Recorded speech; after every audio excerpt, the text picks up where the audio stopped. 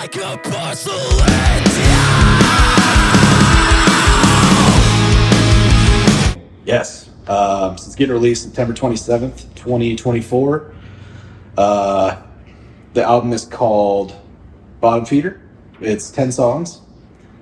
Take with that name as you will. It's exactly what you think it means. It's a lot of Bobby.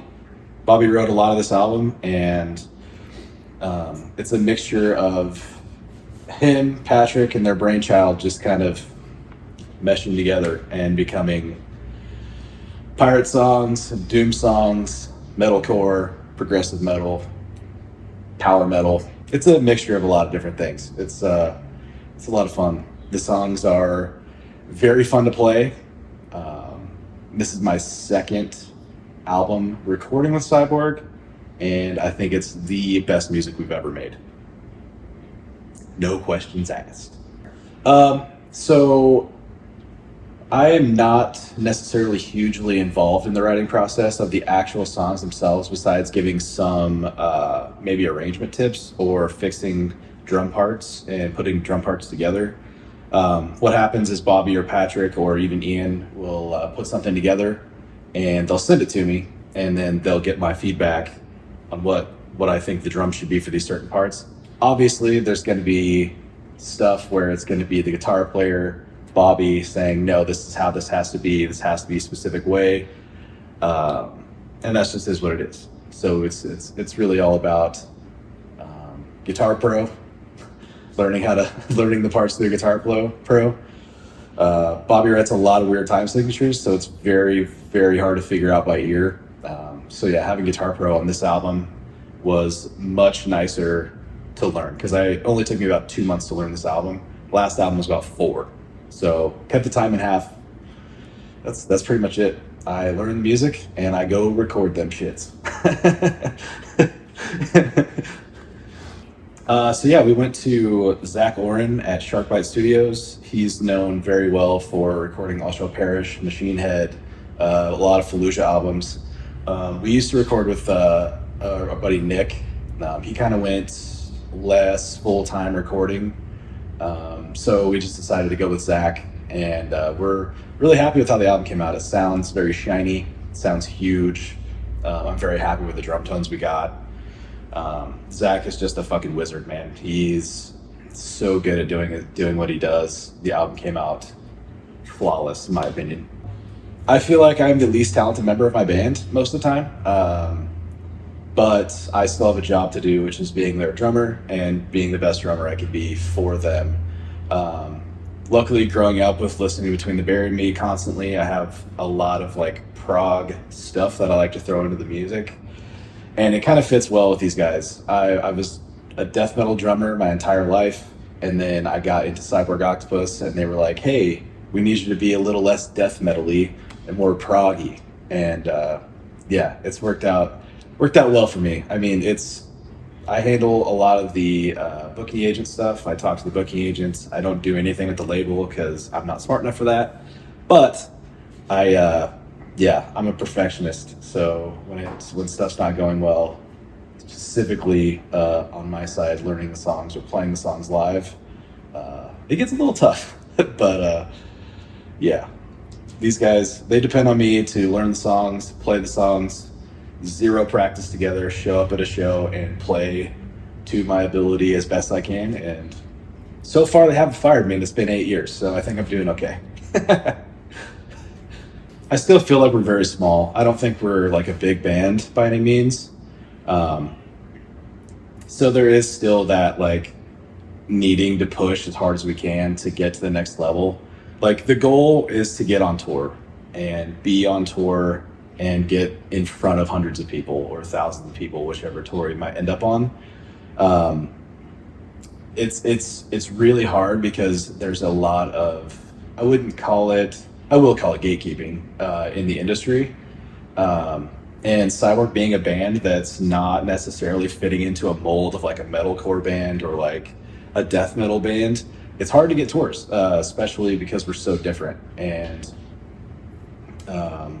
we're just working our way into getting smaller tours, and hopefully it starts ramping up to the point where we can get on tour with bands, not because of how weird or like fitting into a mold, but because we're undeniable. That's the goal, is to become undeniable and get on tour as much as possible. It takes determination for sure. You work on your own constantly. You're not playing with your own band ever. In my case, I think in the 8 years we've been together, we've practiced maybe 12 times together total. And it takes a lot of putting shit to the side, not going out partying when you need to make sure you're practicing. And it really just, you have to focus. If you don't focus on playing the music and practicing the music well and playing it well, it's never going to go well live. And it's just, you have to do it for yourself, but you have to do it for the other guys, because you're also depending on them to be able to play their parts correctly. And if it's very obvious when one of us isn't ready for a run or we're not ready for a show, because there is so much stuff going on with the band live that sometimes shit will just fall apart if nobody's ready. And I think it's only happened once ever, and it was my fault. So I was what I thought was ready enough, but I wasn't. So that kind of cemented in my mind that I will never not be ready for a show again.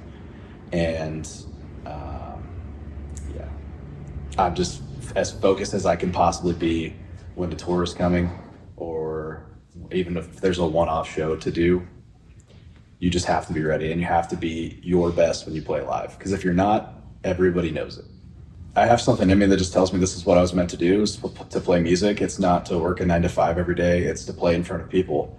And if you have that mindset, and you can't just have the mindset and not put the work in. It's two very different things.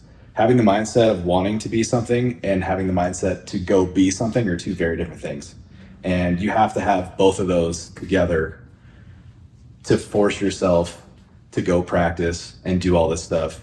And it is a positive mindset for me, because it's what I'm meant to do in my mind. And that's as positive as it gets to me. Touring is hanging out with your friends, playing shows, being in a hot van, hopefully showering, hopefully having a place to sleep and not in the van. But really, it's just about being with your boys, playing in front of people, and trying to make money. That's the goal, man. My first tour was in 2010 with a band called Walkaway Alpha. We did a national tour because we were trying to get to North Carolina to record an album, which, hindsight, don't ever fucking do that. It's the worst idea of all time. We hired an agent, I will put in quotations, that booked half the shows they said they did, and most of them fell through. Most of them were to know people. One was at a place where there was nobody there. Nobody knew we were playing, but we played anyways, and the entire bar left. So that was my first tour, 2010. Started off with a great experience. And my last tour I did was this year.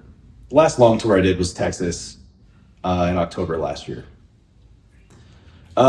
So if we're going just straight miles, Europe was the farthest I've toured for sure. We did, I had a guy hit me up about, he bought onto a tour with Possessed in Europe, and he hired me to come play drums for him. And we went through 13 different countries, played like 25 shows, and it was phenomenal. We played to like 200-300 people every single night, and it was like the most consistent big crowds I'd ever played in front of. It was great. It was one of the best experiences of my life musically.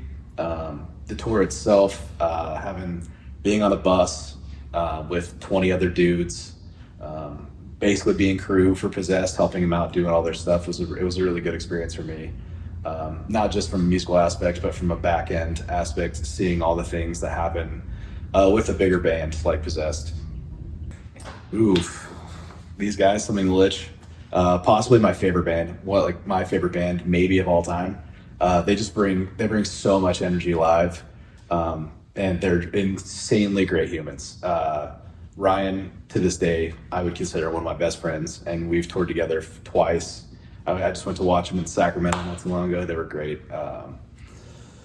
Allegiant, another great band. Some awesome humans. I love those dudes.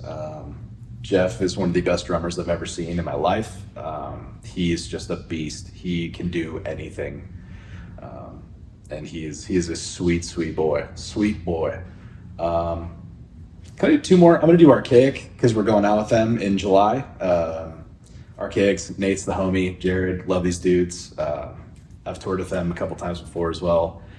And then we have Gorod, the French Demons, progressive metal from France. Nico, the guitar player, is one of the fucking funniest humans I've ever met. His laugh is unbelievable. You can't not laugh at him when he laughs. And they were all just great to be around. There was not a single bad vibe that entire run with Gorod. They are awesome. Tour dues, help people out. It's a very simple thing. Be on time. Make sure you help people if they need it. Remember the headliners who they're there to see. They're not there to see you. You still put on the best show you possibly can and try to sell merch, but it's not about you. So you get on stage, you play your set, and you get out of their way. It is the headliner show, and you have to remember that. It sometimes gets lost in the sauce because you think there's 200 people here, they're here to see me. I want to spend time like doing all this stuff. It's not about you, it's about the headliner. That's a don't. Do you want some dues? Poor dude. Yeah, making sure you got to give yourself a long landing for these drives because you're going to stop a lot. Give yourself an extra 2 hours to get to the venue. If you show up to the venue early, you can go eat, you can go do laundry, you can do a lot of different things. Just make sure you're on time. People hate it when you're late. Coming from me, that's hilarious because I'm late to everything in life but shows. It's wild. I'm a wildly late human. You're on time for this interview. Yeah. Dude, I was like, I live down the street. I think I could leave at 1:15, right? And then I was like almost late. Oh yeah, just helping people out, man. I generally like to think of myself as like, if another drummer needs me, I'll be a sort of like a drum tech for them when I'm on tour with anybody. It doesn't matter who the drummer is. If they need help, that's what I'm there for. Again, I'm not the headliner on any of these runs, so I'm there to help the headliner. And if that means their gear's falling over on stage and I need to get up there and hold it on stage for the rest of the set, that's what I do, which has happened in Minnesota with Allegiant. The lead up to tour is always very tough for me because I am such a perfectionist when it comes to my own playing ability. If I'm not playing well, and we all have these days where you don't play good and you just leave angry, and that's just is what it is. It happens to everybody. It happens to me way more than I like it to, but you just have to push through those tough days, and it's mentally taxing. Like, you go home in a bad mood, it's hard to go to sleep because you just think you're failing, and that's just, you have to push through those feelings, because if you don't, you're going to show up the next day, it's going to be just as bad as it was the day before because you have no confidence in yourself. You have to go in with massive confidence learning these parts or playing these parts. If you don't, it's going to fall apart. It's the same thing on tour. My first tour I ever did nationally with like a legitimately booked tour was with a band called Animus, and Nathan from Archaic. I was having all these imposter syndrome vibes because everybody was so good, and he just walked up to me and was like, listen, you deserve to be here just as much as any of us. And from then on, the rest of the tour, I had a ton of confidence. It's wild what confidence will do for your mental. If you're practicing, playing shows, doesn't matter. If you think you're going to go out there and absolutely destroy, you're going to. Oh, that is a tough one. You have to put in the time. You have to put in the work. Nobody's going to hire you if you're bad at playing drums. That's just how it is. Not that I'm a world beater at playing drums, but I'm good enough to get jobs. And it's all about who you know. And then once you get those opportunities, cashing in and making sure you give it everything you have. Because it's like we said before, focus and determination will get you to the point you want to go to. You can't think that you are going to be able to do this stuff. You have to know, and you have to focus and make sure that it happens. Being focused and determined is the only way you're going to get there. Nobody gets here by blind luck. Nobody. It's everybody works hard in the industry. Nobody is just playing drums with these big bands and doesn't work their ass off. So if you're somebody who's trying to get into the industry and trying to be like a touring drummer, you have to put in the time. You have to work on your technique, and you have to be be good enough. That's just blatantly how it is. There's a lot of people who post Instagram stories or whatever, and they get picked up by bands and they get fired immediately because they're not good enough, and they're just schmozzing the whole thing trying to get a gig, and that's not how it works. If you're not good enough, just show them what you can actually do. Don't fucking go in and edit your videos. Show them what you can play. Show them what it sounds like raw. If they like it, they'll pick you up, and then it's going to be good for moving forward with other bands. If they're friends with somebody else and they need a drummer, they'll be like, this guy can hang. He can play anything. A lot of stuff I do is tech death. It's 240, 260. And if you can get, I mean, fuck, tech death sucks, but it's so hard to play. But it's just, you just have to go in and fucking nail it in the auditions, and you have to nail it on tour. And then you'll start getting more gigs. That's just how it goes. If you go tour and it's subpar, chances are you're probably not going to get somebody else calling you up asking you for a job or asking you to work with them. That's just how it is. You have to work hard, and you have to make sure you learn the music to your best of your ability and then go execute. That's really it. It's from a local perspective, it's hard. It's very, very hard to get to where you're touring. I believe so. I just got to make this run real quick, drop off Ren over at the room, and then go back to my house and pack up some stuff and like jerk off, and then that's a morning thing. Yeah. Come on. No, it's like breakfast, lunch, and dinner, bro. You know what I mean? 3:30. Yeah. Yeah, dude, you ever the 3:30 rub out, dude? Yeah. You haven't tugged one out yet? It's fucking 3:30, dude. Grow up. Yeah, I'm on like 4th round, dude. round 4, damn. Yeah, bro, I need to drink some of this Gatorade that he's got because I'm madly dehydrated. Out of electrolytes. They're all out of his wang. My abdomen is really sore.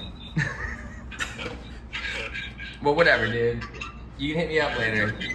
This beautiful man's got to go at 4. So, I'm also going to film his reaction to what I have set up for him for his final portion of the interview because it is mad hilarious to me, at least. Oh shit. So. Yeah, suck it, Brian. We'll see you later. Yeah, fuck you, Brian. Kidding. Love you. See you later, buddy. Fucking alright, fine. Come on. Okay, Yeah. This way. We're going to the garage. Oh, yeah. This way? Oh, yeah. This way? Through this door? Yeah. Is this a closet? Oh, it's gonna be dark first. It's gonna be dark, fool. Get out there. Get out there. You're gonna die. Okay. I'm just kidding. Oh, God. I'm just kidding. Oh, God.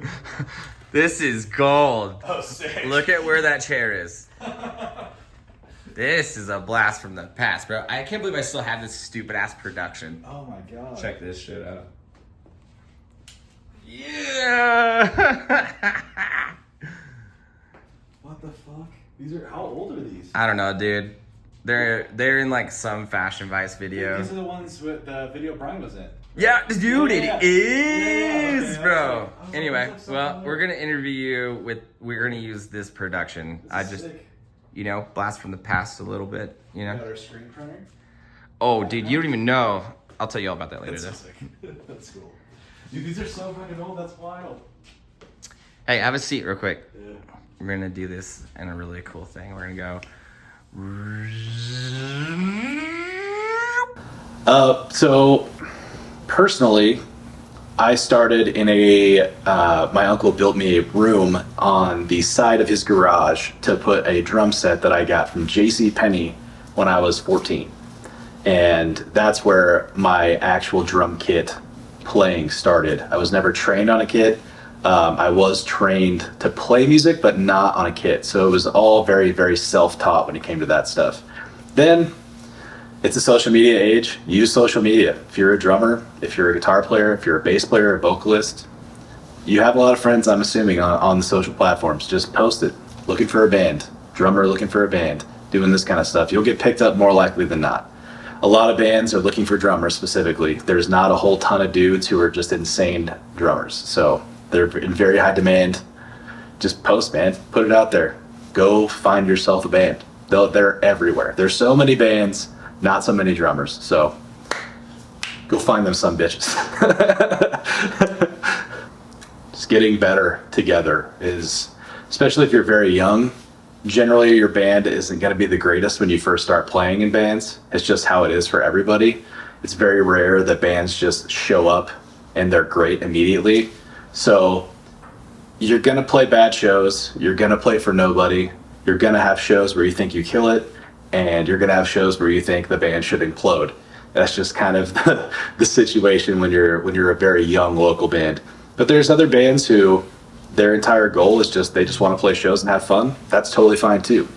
I'm not here to tell you what you should be doing with your life. But my perspective is I want to get on the road, and I don't want to be a local band. That's just how my mindset's always been.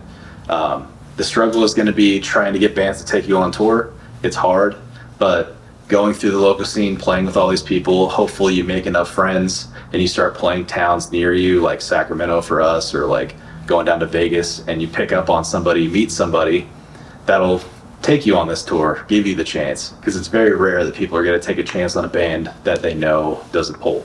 That's just how it is.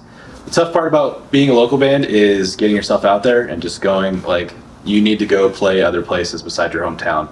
It's cool that you have your friends that show up to your shows, but it's even cooler to be able to go to other towns and play for more people than just the same 15, 20 people you know at every single show.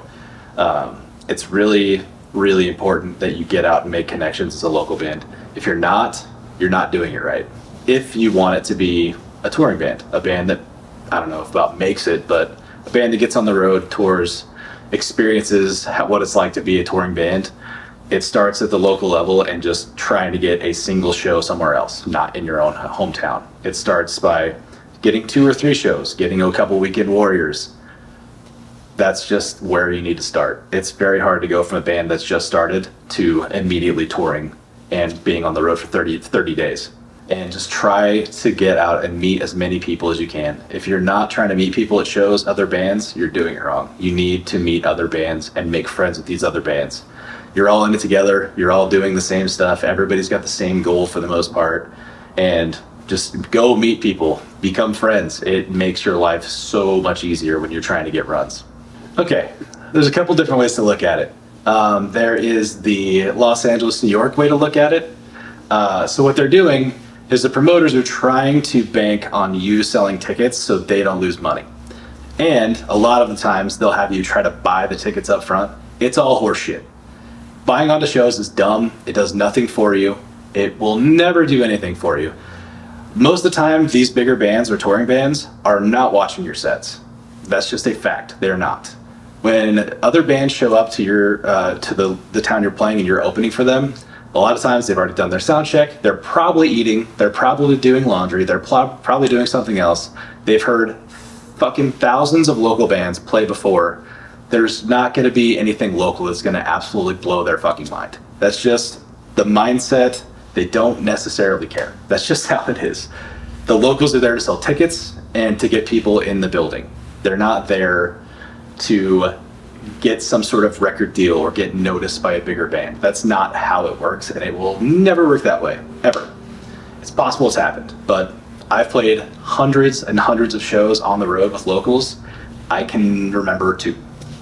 And that's because Trash Band is a sick name, and they're a good-ass band out of Florida. And who's the other one? I'm trying to think. I can't even remember the other one. I remember one local that I played with in the last 4 or 5 years of me being, like, I don't want to say a professional, but a touring artist. I don't remember many. Oh, Pit Lord, Iowa, because they have a grill as a drummer. It was one of the coolest fucking things I've ever seen. Pit Lord, Trash Panda, the 2 bands I can remember off the top. Yeah, it's tough. Unless you're some kind of touring band that just happens to be opening the show, a lot of times people aren't going to recognize you. It's just kind of how it is. And you're better off doing shit on your own, creating something and going and showing it to people, not trying to sell tickets for a promoter who might lose their ass on a show if they don't sell 600 tickets. Yeah, just doesn't make sense. Never has made sense to me to sell tickets for a show for a promoter, if they're asking you to buy them up front, I will just decline the show. No, thank you. You can find somebody else. I don't want that financial burden on me because you're probably not going to make your money back. Good luck selling 200 tickets, especially in our market. It shit ain't going to happen. It's got me where I am today, to be totally honest. I played in my old band Walkway Out for a very long time. I met one of my best friends in the world, Jerry Klein, doing that. And he played in CYBORG Octopus before I did. And he was moving to play with another band, couldn't do it full time. And he asked me if I wanted to audition.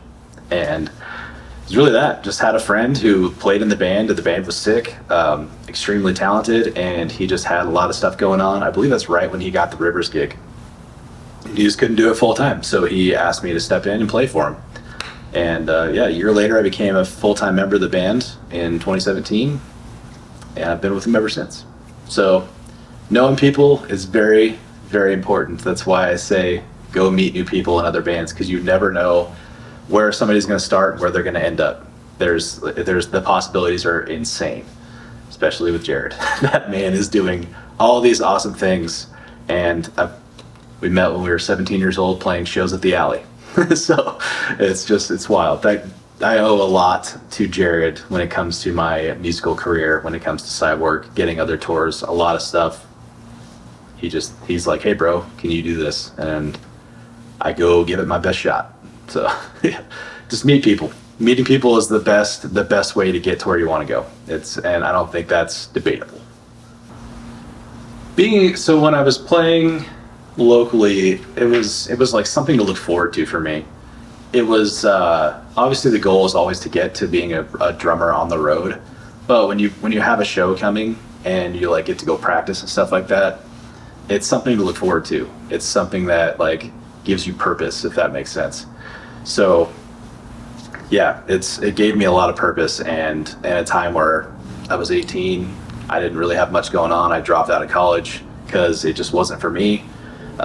Came back, started working in a warehouse, and then my buddy's band hit me up and they just wanted to see if I could play. And ever since then, it's just been looking forward to the next show, looking forward to the next practice. And that's kind of what kept me going throughout my 20s, because it was a rough one. But yeah, just having purpose and having a band to play with is good, regardless if you're just a local band. If you don't really care like how big you get, it's still good to play music and have fun with your friends. That's really what it should be all about anyways, is having fun with your buddies. That's just it. God damn. This is the hardest part of the whole video, I think. Just everybody who's trying to push through and get to the point where they get to tour, and they get to do what they love in general as a job. And it's never going to be easy getting to where you want to get to. It's always going to be a struggle. It's going to be a struggle physically. It's going to be a struggle mentally. And it still happens to everybody every single day. I'm still working on techniques that I still suck at. I'm never going to be a perfect drummer. I'll never be a perfect human. That's just kind of the way it works. Just make sure that you keep pushing forward. There's never like an end to getting better as a person, or in my case, a musician. You're always going to have something to strive for. Keep giving yourself goals. Keep giving yourself something to keep you motivated. Just keep pushing. That's the only thing I have to really say. It's always been my mindset that no matter what, I'm going to give music everything until I literally cannot anymore. And that's just till my body fails, or whatever. It's pushing to the end. I will not let anything sway me from pushing music and making it everything that I possibly can. And yeah, just want to say shout out to my fiance for being amazing and letting me do all this stuff without getting by. She's really just gotten behind me when it comes to touring, pushing me to do stuff. Yeah, she's been great. She holds down the fort when I'm not home, and that means a lot more to me than anybody I think will ever know. Yeah. yeah, there's not a whole lot.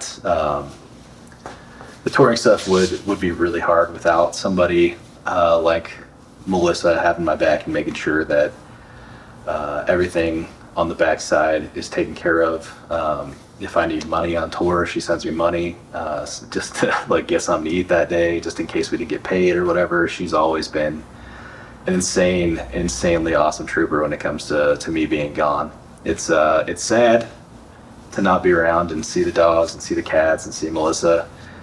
But yeah, the music is it's what I have to do. There's no it's not a hobby, if you will. It's my life, basically. It's everything I've ever wanted to do is play in front of people and make people happy, and hopefully by the end of this whole life thing we get there. That's the goal. But gonna keep going until we do. If we don't, we tried. I have no regrets if I give it everything I have and fail. And yeah, that's just gonna be it.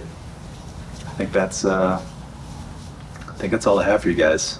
I'm not an insanely inspirational person, but definitely try to help out other people if they need me. So I love you guys. Thank you. I am Josh Mathis, and this shouldn't work.